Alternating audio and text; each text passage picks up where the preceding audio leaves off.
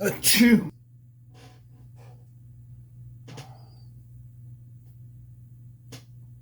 That's better. Good day or night to you. I'm Evan. Welcome to the Gaming Tome. It is time for something long overdue. It is time for me to level up my crafting game and try some new materials. Well, not new materials, but they are new to me. I'm talking about Plaster of Paris, Sculptamold, and Grout. I have seen a lot of cool miniature builds incorporate these materials, and I want to do the same. I need a project where I can try all of these materials at once. Guess what miniature terrain incorporates Plaster, Sculptamold, and Grout all in one piece? Well, whatever you guessed is probably right, because these are staples of pro miniature terrain crafting, and if you guessed a rocky hill, then you are extra right, because that is what I'm going to build in this video. Let's get right into it. Ah yes, the classic hill or slope with steep rocky sides. The rocky faces of the piece will be made of plaster poured into a mold. I have seen this done before with store-bought molds as well as crinkled aluminum foil.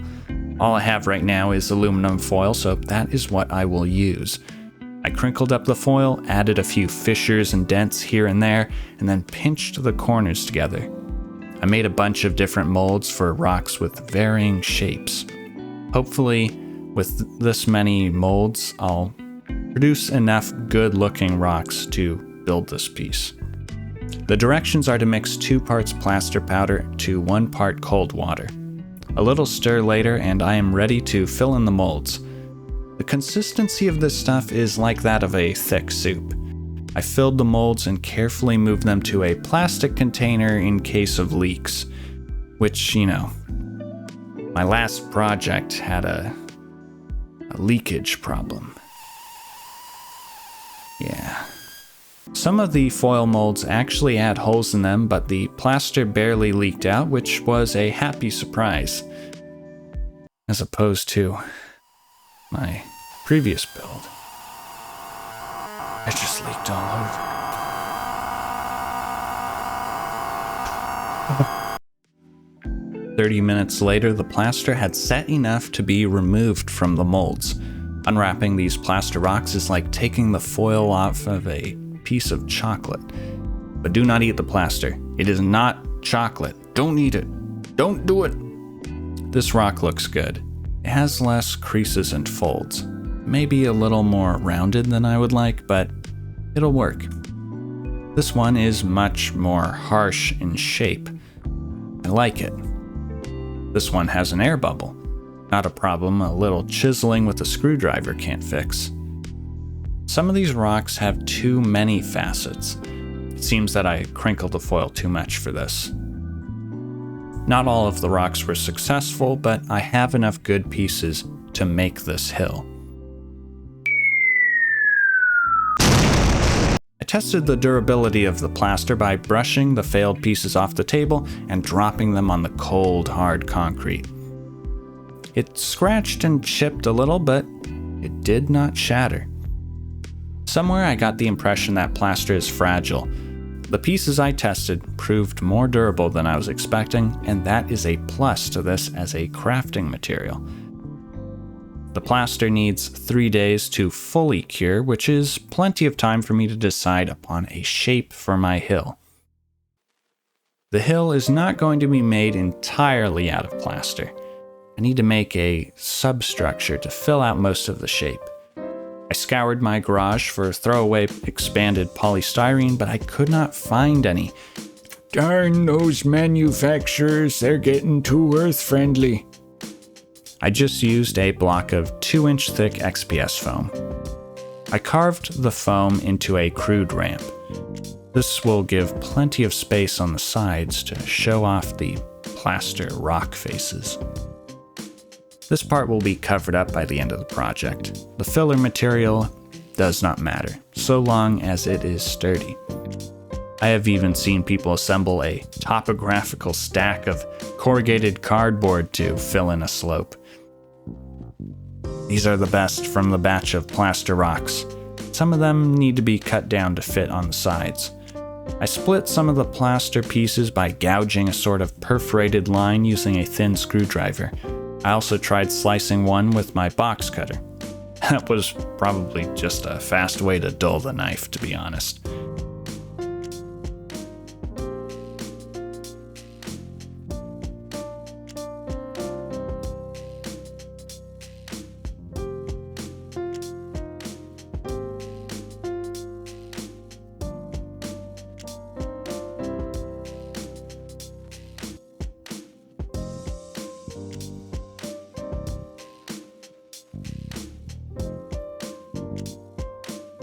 After a while of moving the pieces around, I figured out a way to fit them together with the slope. I cut out a base roughly matching the intended shape of the hill and glued the foam to it. I left a little extra room for the rocks. The common strategy for this kind of build is to merge the rock faces into the hill with a modeling compound. For this project, I am trying the popular plaster and cellulose-based modeling compound, Sculptamold. The directions are similar to plaster. Mix 2 parts Sculptamold with 1 part water. The mixture looks kind of like cottage cheese. Yuck. If you like cottage cheese, comment down below. If you don't like cottage cheese, comment down below too. Ah, yes, that's a great idea. Start a cottage cheese war in the comments.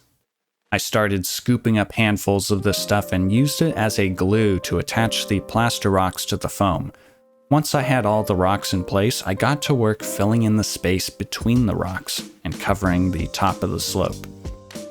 This is my first time using Sculptamold, and I greatly underestimated how long this application would take. It turned into a race against time. I added extra water to help soften the rest of the mix, and hastily filled in the remaining gaps. Colder water can extend the working time of plaster, so I will try that next time. I finished the step by wetting my fingers and rubbing the Sculptamold to smooth it out. I took some time to scrub the plaster details clean. Applying the Sculptamold was messy, and few stray bits ended up where they should not be. I ended up adding way more water than the directions called for in an attempt to stretch the work time, and this also stretched the drying time. I gave the hill 1 week to fully dry before proceeding. The shape of the hill is looking nice. Now it needs some texture. Prior to this build, I have used sand to give terrain bases a bumpy texture. That works okay, but the texture it produces is coarse. In the miniature scale, it looks more like gravel. That brings me to this stuff that I bought at the hardware store, non-sanded tile grout. Grout is a popular material for terrain and base crafting because it has very fine particles that can be sprinkled over the surface to add texture, and it cures rock hard. Please note that there are 2 types of grout: sanded, which has sand mixed in, and non-sanded, which does not. I'm using non-sanded grout because I want to avoid those larger sand granules. I am going to follow the same process I would use with sand. I first brush some watered down PVA over the surfaces I want to texture. Next, I sift the grout over the glue. Wear a breathing mask with a good filter when you do this. You do not want to breathe this stuff in. You do not want to die and have the person doing the autopsy find a well-grouted tile backsplash inside your lungs. You don't want your corpse to be in some sort of morbid episode on the Home Improvement channel. There is excess grout on the model. A few taps on the back will shake most of it off. With a spare paintbrush, I removed the excess grout from the plaster. This looks like footage of an archaeologist carefully uncovering a buried artifact. On smaller pieces, I would drop watered down glue onto the texturing material to seal it in place. This piece is bigger, so I tried spraying the glue. This worked, but it did leave marks on the grout. I should have used my other spray bottle so I could tune the nozzle to spray as a mist. Time to paint. I started by wetting down the surface of the piece. The plaster is thirsty for water, and I do not want the acrylic to immediately get pulled into the surface. Additionally, I have watered down my acrylic so it will run off edges, leaving behind highlights in the process. Once that is dry, it is time to add in some natural color variation. I alternated between a burlap and lighter gray color. The dirt and edges of the base get a coat of chocolate brown. A dry brush of slate gray helps highlight the edges and blend the brown rocks and gray rocks together.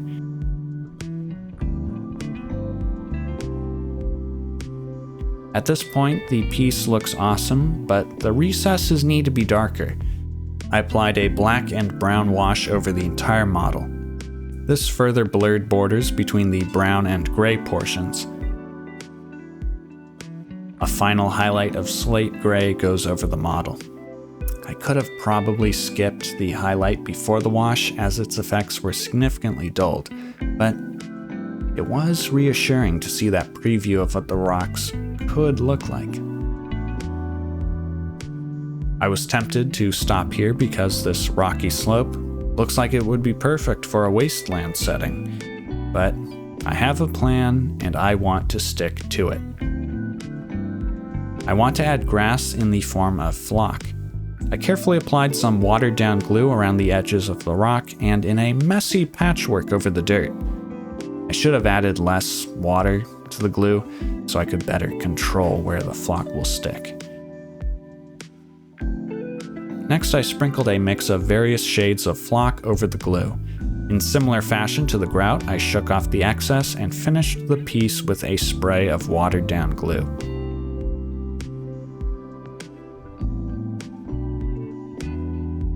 This rocky slope is complete. There we have it, a sloping hill. I like it, but as usual, it could be better. The flocking worked well, but I also like where it is absent. The grout effects are not that visible on the end product of this piece. That is my bad. I promise the grout texture will be more visible in an upcoming terrain piece I am working on. Stay tuned for that. Overall, the rock details are good enough. I especially like this section around the upper corner. The details are sharp and not too exaggerated. Near the center of the cliff face, the edges get a little extreme. I also like the rest of the front cliff. Although the shape strongly contrasts the neighboring rock, it has a smoother, more weathered surface. Functionally, the hill works for most miniatures. The slope is about 21 degrees. The bumps in the Sculptamold help by serving as grip points for hollow bases such as those seen on Games Workshop's miniatures. Flat bottom bases struggle on the slope, but you gotta take what you can get. The real purpose of the build was to spread my wings and try some new materials. I liked the plaster. Making those rocks was quick and easy. The only trouble is creating a suitable mold for the thing you are trying to craft. Getting the foil into a rocky shape will take practice, but this can also be completely avoided by buying a mold. I like the texture the grout created more than that made when I use sand. It is smoother, but it still has some grit as a result, with the particles occasionally clumping together. The grout is also lighter than sand, but that does not make sand obsolete as a basing material. Sometimes that extra weight is desirable, and sometimes you need a more coarse texture. My favorite part about the grout has to be how durable it is. The wear and tear of the tabletop may take its toll on the paint, but that dirt texture is going to outlast the rest of the piece. The Sculptamold was an interesting thing to work with. It serves the same purpose as a kind of putty. It did its job at not only attaching the plaster rocks to the rest of the model, but also blending and hiding the edges. I should also mention that the methods shown in this video are not the only ways these materials can be used for such a project. These materials worked well for miniature crafting, and what's even better is that they are not that expensive. Plaster of Paris and tile grout can be quite cheap if bought in bulk. I got a 4-pound bucket of plaster at the craft store for $8, but I probably should have gone to the hardware store where I could have bought 25 pounds of the same stuff for $24. As for grout, I almost bought a 10-pound bag for $15 until I saw that I could get 25 pounds for just $5 more. I don't know about you, but that much plaster and grout is gonna keep a terrain crafter busy for a long time. The Sculptamold is a different story. It is a product made for a specific market, that being hobbyists, so it is a little more expensive. But apparently you can make your own out of toilet paper and plaster. So far, the biggest downsides I can see to these materials is that they are all messy, and you should use a proper mask when working with these. And we give the terrain crafting secrets back to you, the people. I enjoyed this build, I learned a lot, and I look forward to incorporating these things into future builds. Do not be intimidated by these materials. They are easy to work with, and they can be fairly cheap. Sure, they are messy, but so is paint. What is a material or technique that changed your miniature crafting for the better? Leave a comment down below. Fit it in somewhere around the cottage cheese war that I called for. I called for the cottage cheese war in the comments, like a pope calling for a crusade. Maybe it's going on down there. I don't know. At the time of recording this, I don't know. Is there a cottage cheese war? I called for one.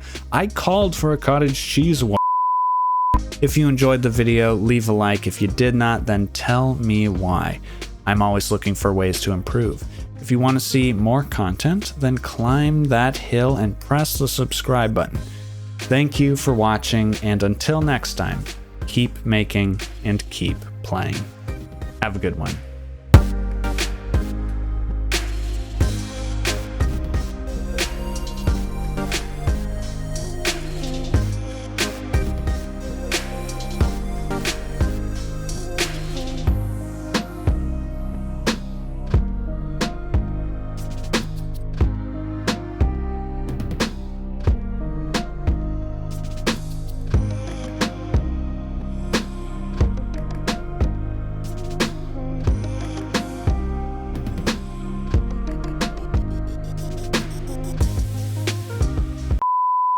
This was a poor choice of costume. It's 104 degrees out here.